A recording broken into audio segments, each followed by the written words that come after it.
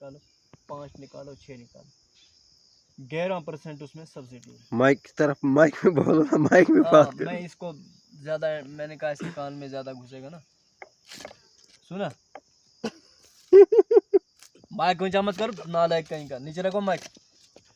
مجھے مائک پکڑنے کی نہیں آتی. یہ چلم کا ڈنڈا ہے کہ مائک ہے؟ پکڑو ایسے. مائک خرید نہیں سکتے ہو. پروگرام اتنا بڑا بنایا آپ. پروگرام تو بڑھ گیا. یہ کوئی بولے گا لکڑی کو پتہ رہتا ہے. پاگل کہیں کا. میں نے کیا بولا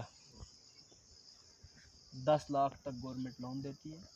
بلاک میں آپ اپلائی کرو 11% اس پر سبسڈی ہے. سننا کان کھول کے کتنا 11%.